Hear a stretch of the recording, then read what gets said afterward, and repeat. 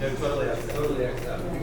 If the entity that the board hires to do the feasibility study and all that comes back with something that says, oh, well, this would be the actual best, there'd be no, No, absolutely not. If the residents are like, if HRNA comes back and says, pick something, right? All we want is a casino.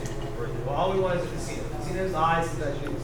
And the neighbors and the residents are like, no, absolutely not. Then I'm not going with this.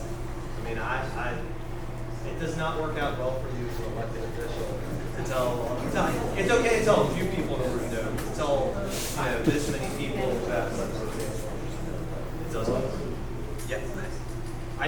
You just mentioned my name. Yeah.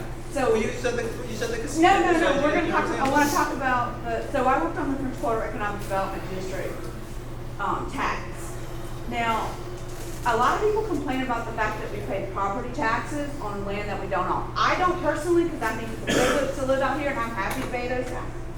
But there is no way that you could put restaurants there, nor would the Louisiana Restaurant Association, which is a very powerful entity, allow you to create a tax that would fund any of the infrastructure, enough money to even get the electrical grid to where we needed it, much less the plumbing and stuff. So you'd almost have to go with a casino just to get the amount of revenue to get, if you're going to create an economic development district, then where's that money going to come from if it's not individual taxes? Because it can't be from one or two restaurants that are there. I don't understand. I mean, okay. it would not come from individuals. It would be from commercial concerns that are there. But how? Okay, so that's what I'm saying. Right. So if let's say we only put two restaurants there. Could two restaurants there really produce enough taxes to pay for the infrastructure of everybody else? Well, let me ask you a question. How much taxes are being collected right now? Zero. None. Well, that's my. There's no infrastructure demand. Right. I mean. That would be created by those restaurants. Right. So right now we're in neutral. You're at a neutral. Well, Two arguably we could restaurants improve it, But I guess my response to that is you're generating zero tax revenue. We don't need it anymore. You know how much money we got? Yeah. Well, from the city perspective, I would like. I would like that to. money belongs to them. That's not when it comes into sales tax. Yeah. So if I may, I've been here a while, and I've heard all of the conversation over all of the years. And talk is very cheap, and we know that, and it always has been very cheap. The meeting here tonight was for one particular purpose. Councilman Giarrusso had heard the sentiments from the neighborhood about concerns about residential use of the former restaurant area. Being sensitive to that, he decided to explore the idea of eliminating all residential uses other than boat houses.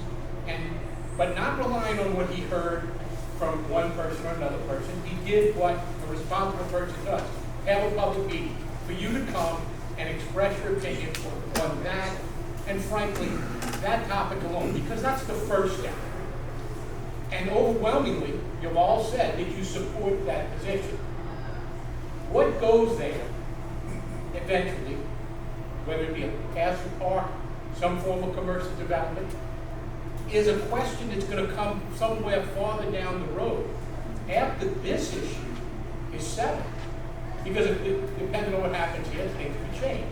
But tonight, to sit here and start speculating and conjecturing, and I heard from several people tonight at casino, and that's frankly the first time I've heard that over the years, is pointless. And all it does is create more of the confusion that created the turmoil that we've had maybe for the last couple of years or so.